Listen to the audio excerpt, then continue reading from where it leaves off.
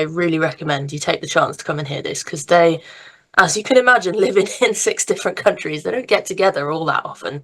Yeah. And when they do get together, they don't always come to the UK. So Get Radio Breakfast with Rich Smith.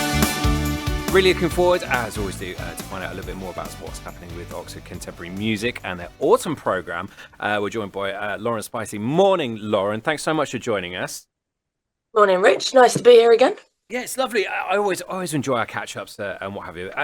Let's jump straight in with the autumn programme. What have you got coming up in the coming months? We are jumping straight in because we've got a gig coming up on Monday, the 2nd of September. Your kids might not have even started back at school yet, but we are getting going on Monday.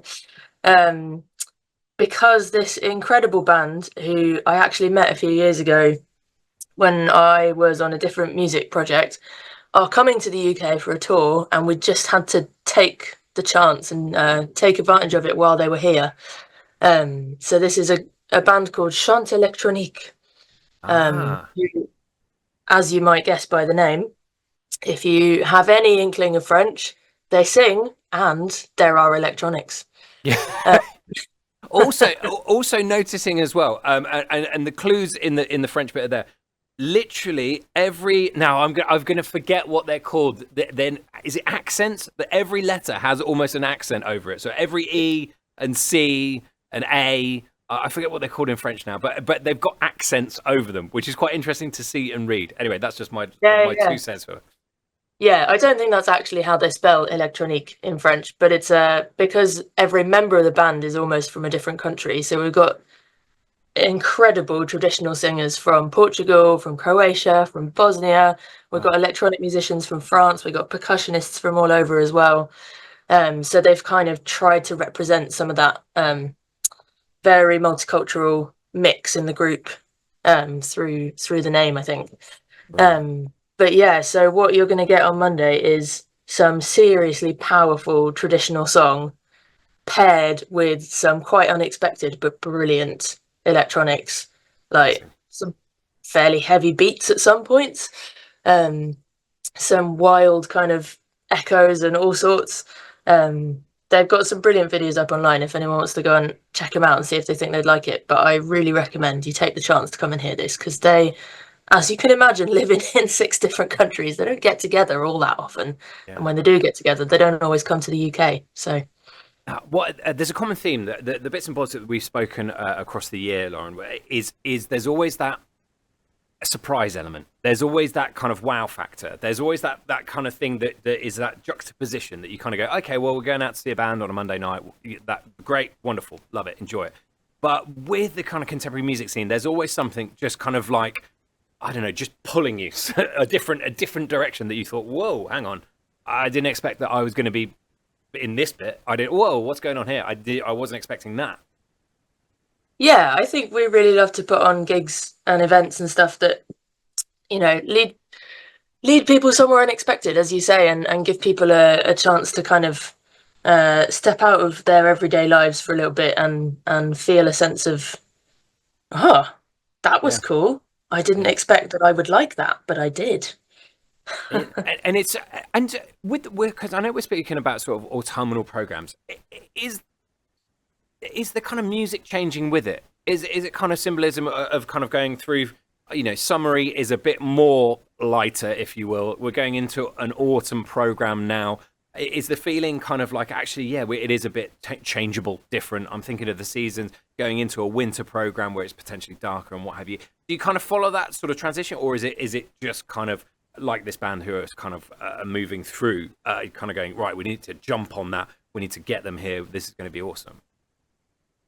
That's interesting. I don't know if I necessarily try to follow the seasons, but you know what I do try to do? I always try to put on something really, really fun in February, because I think February is miserable. And we all need to go out and have a good dance in February. So I think last February we had a huge 12-piece Cuban salsa band, for example. That's what you need in February, right there. Cuban salsa. That's exactly what you need in February. I love that. You might think that's a summer show, but no, it's a February show. No, it's a February show. That is great. What else have we got coming up in the next month? Because I know we want to get onto a little tease of something happening in November. Yeah. So for the rest of September, we're doing a couple of things at Offbeat Festival, which is Old Fire Station and Oxford Playhouse partnership. So we are putting on one of our listening parties, which if you've never been to one of them, you should definitely come along and give it a go. We describe it as like an open mic, but for your favourite tunes. So wow. It's free to come along. You can be the radio DJ for the night. It's not so special for you, Rich, but other people don't always get this chance. I'll be able to play some of my kind of weird and wonderful music that I don't get to play on this because it would literally make people turn off. So. But yeah, that's cool. It's a really lovely way to meet some new people and get to discover some new music. I always discover something that I had never heard before and I love. So we just take in turns. We have a hat. You put your name in the hat. I pull the names out, and when your name comes out, you play a track. Brilliant. So that's going to be at the Offbeat Festival. Amazing. Amazing.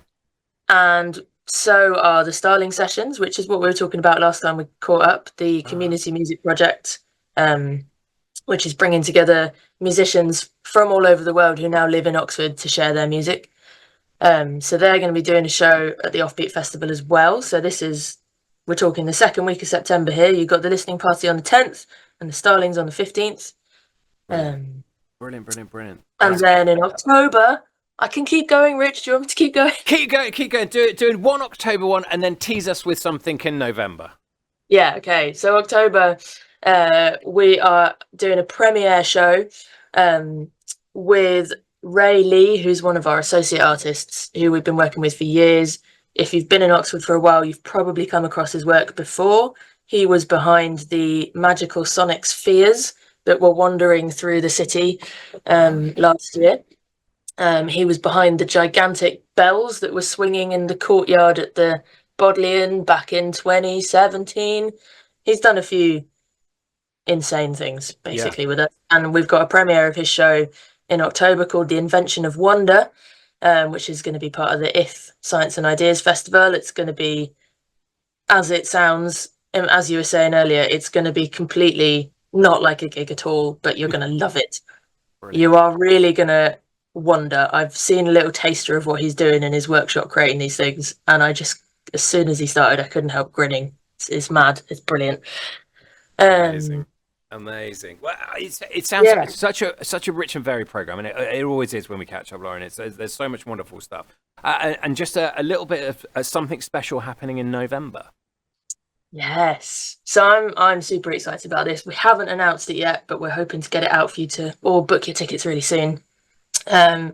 We are finally going to be going to the Oxford Museum of Natural History, where we had a brilliant thing planned for May 2020. Everyone can guess what happened to that event. Right. Yep. We're finally getting back to work with them. Wow. And we are going to be bringing a brilliant vocal music group and a very special author to come and do a performance there, which is going to be all about creatures of the night. Right. So November is going to be dark. We're moving into things that glow in the nighttime. Brilliant. Brilliant. You've done really well, Lauren, not to say names. I could hear in your voice going, how can I describe these things, which I'm not going to say the name of. It sounds amazing. I probably could say the names, but if you think of your probably one of the most well-known writers of nature and natural things, whose name begins with an R. then I'll just say it. Just say it.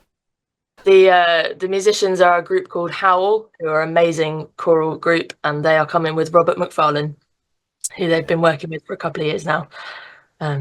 That's going to be absolutely incredible, and like you say, what a venue, and I guess that's just going to be an absolute release of everything, because obviously it not being able to happen before and kind of coming up to this point now, that is going to be absolutely phenomenal. That's going to be so good. I always love catching up with you, Lauren, and there's some amazing things happening with something, the offbeat, the off-ball, the kind of the think differently kind of things that Oxford Contemporary Music do.